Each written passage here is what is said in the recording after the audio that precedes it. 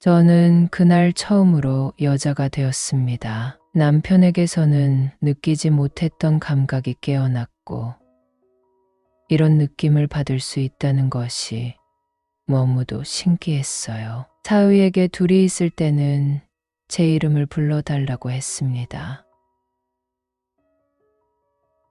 좋아요. 구독 부탁드려요. 얼른 와서 식사하게.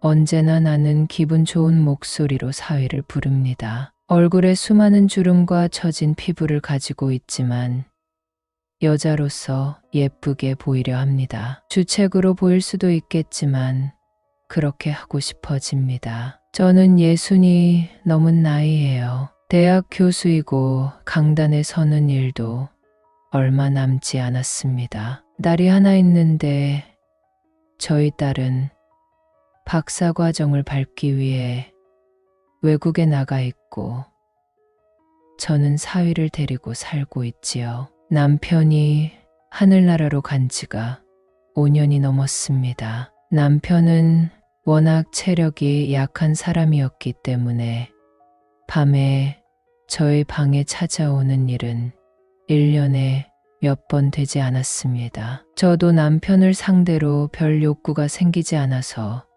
불만은 없었지요. 남편과 저는 각 방을 썼습니다. 남편이 하늘나라로 가기 전 10년간은 남편이 밤에 제 방으로 가끔 찾아오던 일도 전혀 없었어요. 그래도 저는 아무런 불만이 없었습니다. 다들 그렇게 하고 사는 줄만 알았지요. 사위는 인물도 훤칠하고 얼굴도 잘생겼습니다. 키도 크고 근육질의 몸을 가지고 있지요. 공부도 잘해서 1년에 논문을 몇 개씩 쓰는데 운동에 쓸 시간이 어떻게 생기는지 모르겠습니다. 저는 사위를 어렸을 때부터 봐왔어요. 사위는 저희 동료 교수이자 친구의 아들이거든요. 그래서 저희 딸과 사위는 어렸을 때부터 가끔 보게 되었고, 성인이 되어 둘이 만남을 이어가다가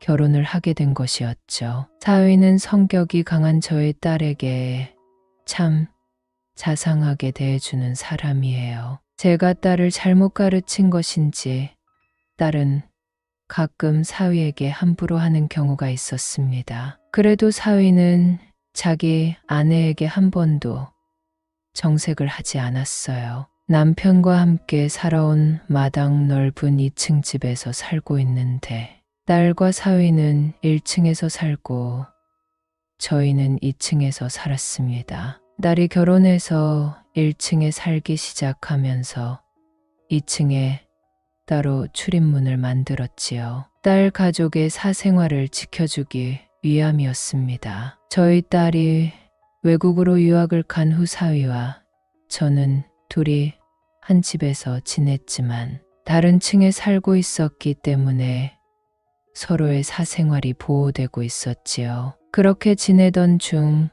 몇 달 전에 일이 터져버렸습니다. 학교에서 강의를 마친 저는 교수실에서 학생들 성적 정리를 하고 있는 중이었는데 고등학교 동창에게 전화가 오더군요. 가끔 동창회에서 보던 친구였는데 제가 50이 넘은 후에는 동창회에 잘 나가지 못해서 그 친구를 거의 10년간 못 보고 지냈습니다. 그 친구는 저희 집과 멀지 않은 곳에서 식당을 운영하고 있는 친구였어요. 그 친구는 저녁을 함께 하자고 해서 만나게 되었습니다. 친구와 식사를 하며 얘기를 하다가 친구는 놀라운 얘기를 하더군요. 머뭇거리다 꺼낸 친구의 말은 정말 놀라웠습니다. 그 친구 말이 저의 사위가 바람이 난 것 같다는 것이었어요. 친구는 자기가 운영하는 식당 옆 모텔에 사위가 들어가는 것을 봤다고 하더군요. 모텔에 저는 의아스러운 질문을 던졌고 친구는 자기가 봤던 것을 저에게 증언해 주었습니다. 사위가 어떤 여자와 오후에 그 모텔에 들어갔다가 저녁 무렵이 되어서야 나오더랍니다. 저는 심장이 철렁 내려앉았지만 애써 침착하려고 노력했어요. 저는 친구에게 이 얘기는 비밀로 해달라고 부탁했습니다. 친구는 내가 비밀로 하려고 너랑 만나자고 한 거잖아. 모르겠니? 이렇게 말하길래 저는 안심했지요. 저는 친구와 헤어지고 집으로 돌아와서도 한참 멍하게 있었습니다. 내 딸에게 그렇게 자상하게 대해주는 사위가 불륜을 하긴 그 젊은 나이에 와이프와 떨어져 살고 있으니 넘치는 힘을 주체할 수 없었을지도 모르지. 이런 생각도 들었고 한편으로는 친구가 잘못 본 것이었으면 좋겠다는 생각도 들었습니다. 한동안 저의 사위를 살펴보았지만 사위는 불륜을 저지를 사람 같지 않았어요. 시간이 지날수록 마음이 복잡해지더군요. 그가 다른 여자를 안고 있는 모습이 그려지면 너무도 화가 났고 또 한편으로는 누군가가 이 사실을 알게 될 것이 두려웠습니다. 그리고 또 한편으로는 사위의 멋진 근육질에 몸매가 떠올라 얼굴이 달아오르기도 했지요. 며칠 후에 저는 친구의 식당으로 갔습니다. 마침 그 모텔 주인과 저희 친구가 친하게 지내는 사이라고 해서 저는 모텔 주인에서 사정을 설명하고 그 모텔에 들어갔어요. 그곳에는 생각보다 방이 많더군요. 모텔 주인 얘기를 들어보니 낮에 오는 손님이 엄청 많다는 것이었습니다. 저는 친구에게 확실하게 내 사위를 본 것이 맞냐고 또 물어봤고 내가 내 잘생긴 사위 얼굴도 모르겠니? 이 말에 저는 또 심장이 떨려왔습니다. 친구는 모텔 주인에게 부탁해서 제가 사위의 불륜 현장을 확인할 수 있도록 도와달라고 하더군요. 모텔 주인은 알겠다고 했습니다. 모텔 주인이 CCTV를 확인해 주겠다는 말을 했고 저는 집으로 돌아왔어요. 일주일 후에 모텔 주인에게 전화가 왔습니다. 저는 한달음에 그 모텔로 달려갔고 사위가 중년의 여자와 그 모텔에 출입한 영상을 확인했지요. 저는 이 일을 어찌해야 할지 몰라 손발이 떨렸습니다. 그날 저녁에 저는 영화 배우처럼 잘생긴 사위와 마주 앉아 저녁을 먹으며 사위의 얼굴을 물끄러미 바라보았습니다. 사위는 저의 시선을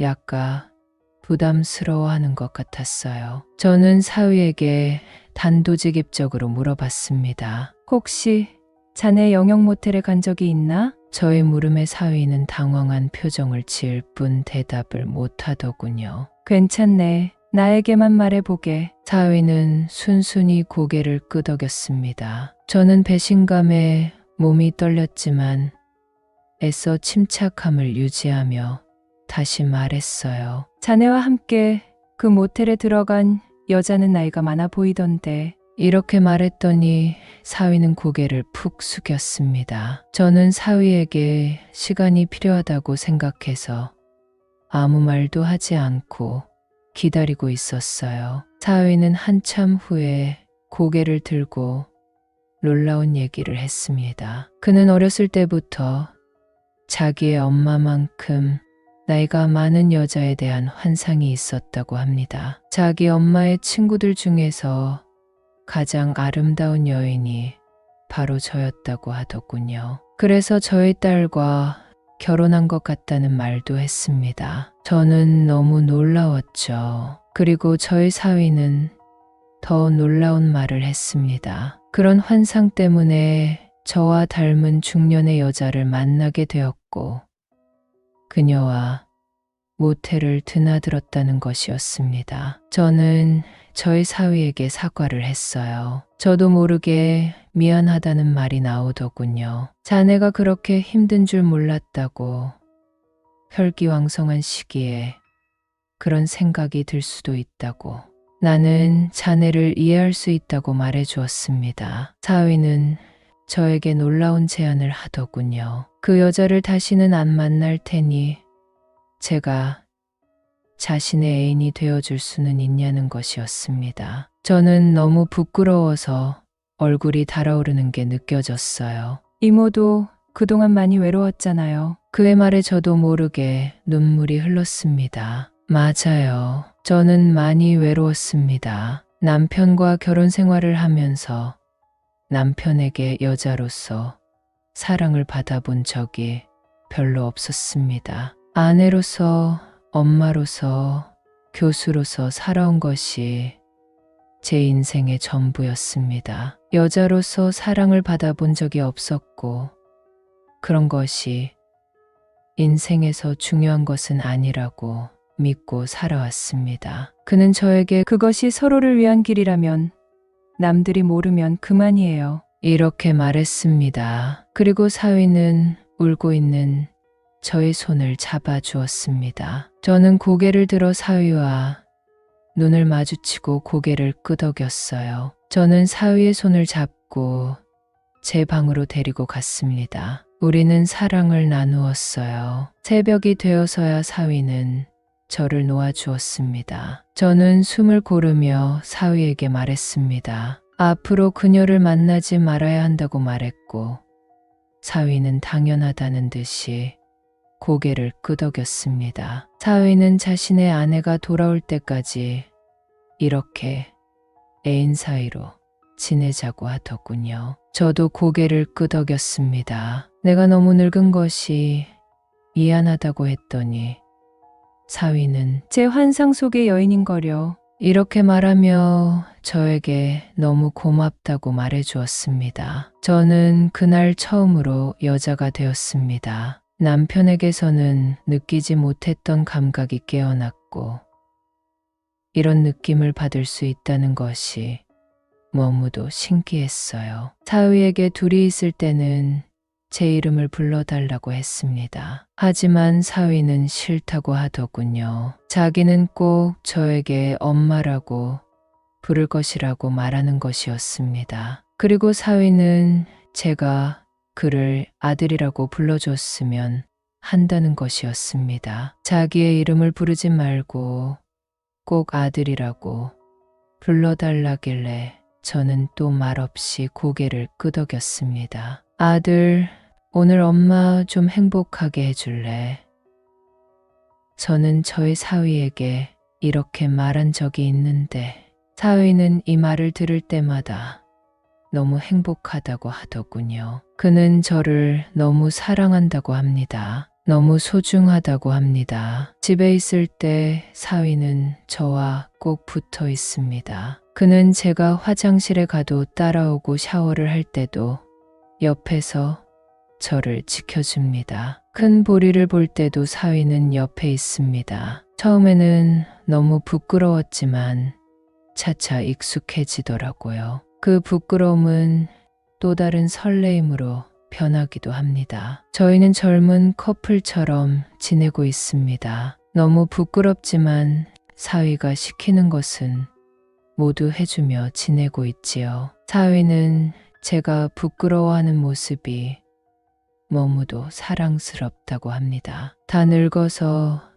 이게 무슨 짓인지 이런 생각이 들 때도 있지만 그런 생각은 머릿속 한 구석에 놓아두려고 합니다. 한 번은 사위에게 저의 딸이 돌아오면 어떻게 할 것이냐고 물었어요. 저는 그에게 그 질문을 할 때 너무도 떨렸습니다. 혹시라도 그의 입에서 저와의 관계를 끝낼 것이라는 말이 나올까 봐 두려웠던 것이지요. 사위는 평생 우리 관계를 유지하자고 하더군요. 저는 너무도 행복합니다. 딸에게 미안한 마음도 들었어요. 하지만 사위가 바람을 피우다가 딸의 가정이 파탄나는 것을 제가 막았다고 생각하고 있어요. 남들은 저를 욕하겠지요. 남들이 이 사실을 알게 된다면 저와 사위는 사회에서 매장이 되겠지요.